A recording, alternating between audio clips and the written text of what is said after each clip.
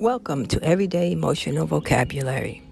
Each week, we take a word or a phrase and notice how it moves through real life, not to define it perfectly, to recognize it sooner. Because what we don't recognize early often drives our action before we know it's even there.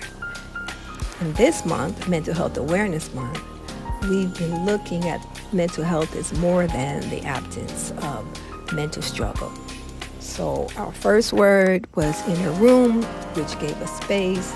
The second was pause, which helps the breath return before the story takes over.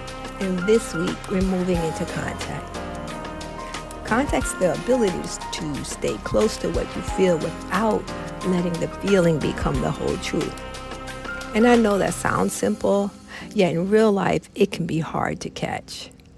Because a feeling often arises before we have the words for it. And it shows up in many ways. It could show up in our tone, as silence, as a tightness in our chest, as a quick reply, the need to explain, the urge to fix. And then often, by the time we can name the feeling, it's already changed our inner space. Emotions are messengers of the moment. And anger could tell us that this is disrespect. Fear will tell us that the situation is not safe. Guilt may say, this is all my fault. And anxiety may say, something bad is about to happen. Sadness can say, this will not change. And those feelings are very real, and they may carry something important. The message, a boundary, a wound, a pressure point, a need for care, a truth that you haven't had the room or capacity to hear yet. And a feeling can be real and not the whole truth. And that's where contact matters. Contact doesn't push the feeling away. It doesn't make you pretend that everything is fine, and it doesn't ask you to calm down on command. Contact says, let me stay close enough to hear this clearly, not collapse into it or try to control it, just to hear it. Because once contact comes back, a new question becomes possible. It's no longer just, what am I feeling? It's also, what is this feeling showing me? What's the message? And then, what else is also true? That second and third questions opens your inner room. So you may feel anger and still notice that one moment is not the whole relationship. And you can feel fear and still notice that uncertainty is not always danger. You can feel guilt and still notice the difference between repair and self-punishment. And you can feel anxiety and still notice that preparation doesn't have to become control.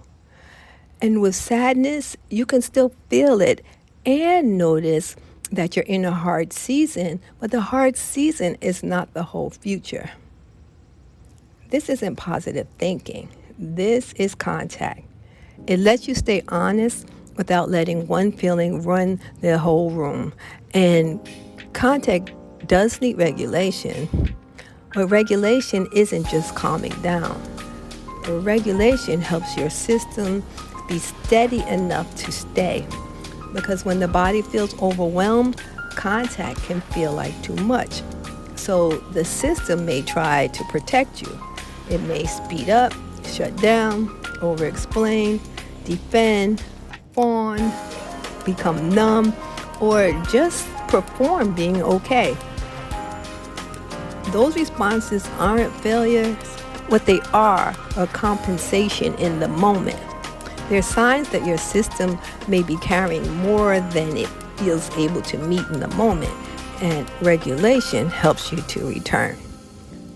Contact gives that steadiness somewhere to land. So this week, notice one moment when a feeling comes up.